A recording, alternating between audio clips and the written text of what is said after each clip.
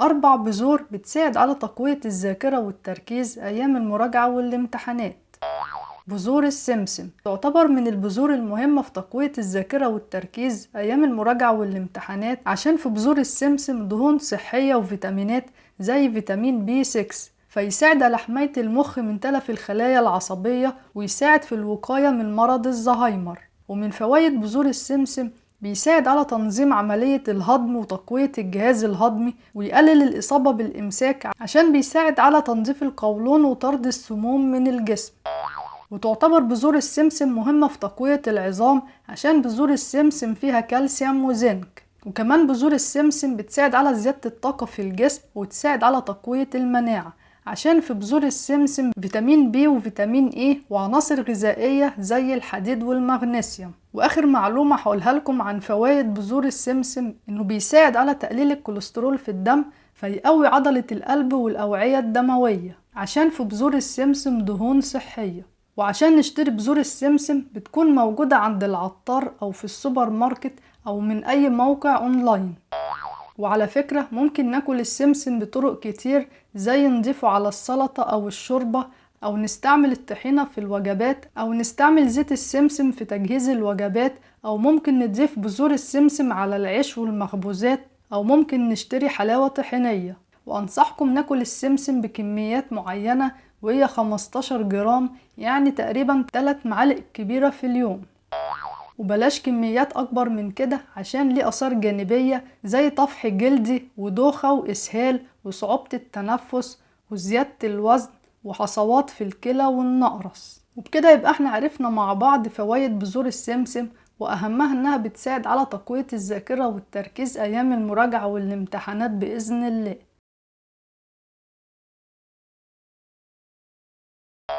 بذور الشيا مهمة في تقوية الذاكرة والتركيز أيام المراجعة والامتحانات، عشان في بذور الشيا أوميجا 3 وأوميجا 6. وتعتبر بذور الشيا بتساعد على تقوية عضلة القلب وتقلل من الإصابة بالجلطات.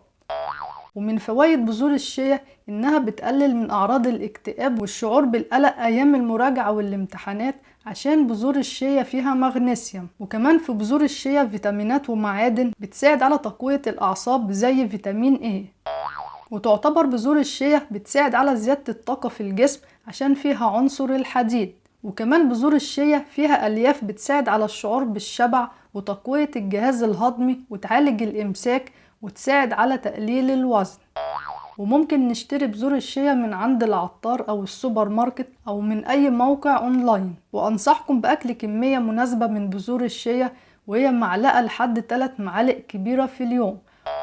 وممكن نضيف بذور الشيا على السلطة أو على اللبن أو مع كوباية مية أو مع العصير أو على الشوربة أو الزبادي. ولو أكلنا كمية كبيرة من بذور الشيا بيكون له آثار جانبية على الجسم زي الانتفاخ والإسهال وعسر الهضم وضيق التنفس وحساسية في الجلد وتقليل ضغط الدم. وبكده يبقى احنا عرفنا مع بعض فوائد بذور الشيا، وأهمها إنها بتساعد على تقوية الذاكرة والتركيز أيام المراجعة والامتحانات بإذن الله.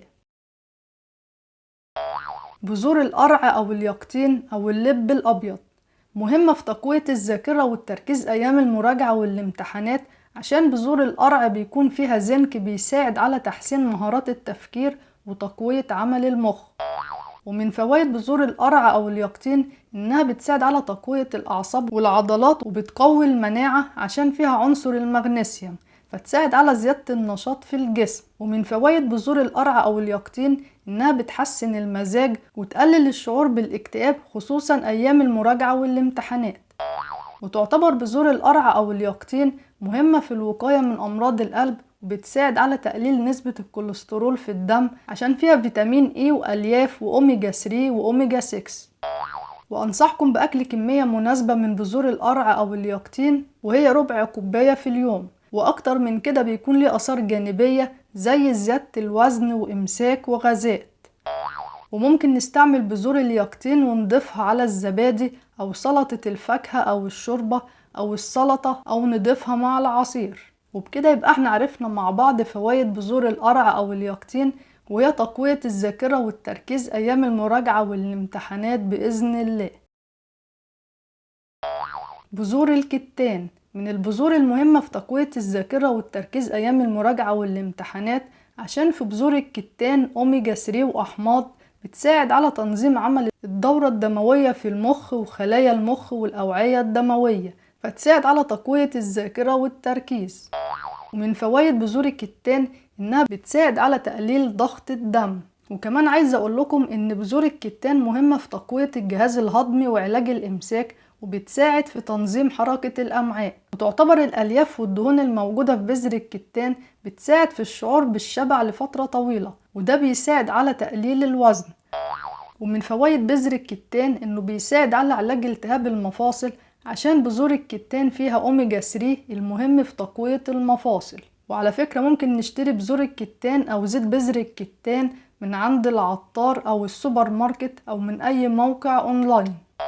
وهقول لكم على معلومة سريعة إن زيت بذر الكتان أو الزيت الحار بيكون ناتج من بذور الكتان، وممكن نضيف الزيت الحار على الوجبات أو الفول، أو ممكن نعمل بيه مساج لفروة الشعر مرتين في الأسبوع، وده بيساعد على تحسين الذاكرة والتركيز.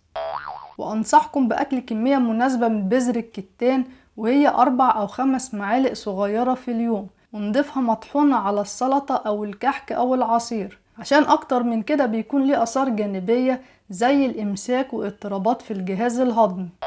وممكن نشرب بذور الكتان مع كوباية مية مغلية ونصفي المشروب من بذر الكتان بالمصفى. وبكده يبقى احنا عرفنا مع بعض فوائد بذر الكتان، وأهمها انه بيساعد على تقوية الذاكرة والتركيز أيام المراجعة والامتحانات بإذن الله. وبكده يبقى احنا عرفنا مع بعض فوائد بذر الكتان، وأهمها انه بيساعد على تقوية الذاكرة والتركيز أيام المراجعة والامتحانات بإذن الله. ولو عجبتكم الحلقة اعملوا لايك وشير للحلقة مع أصحابكم عشان يستفادوا، وما تنسوش تشتركوا في القناة وتفعلوا الجرس عشان يوصلكم كل جديد بإذن الله. وبكده يبقى احنا عرفنا مع بعض 4 بذور بتساعد على تقوية الذاكرة والتركيز أيام المراجعة والامتحانات بإذن الله.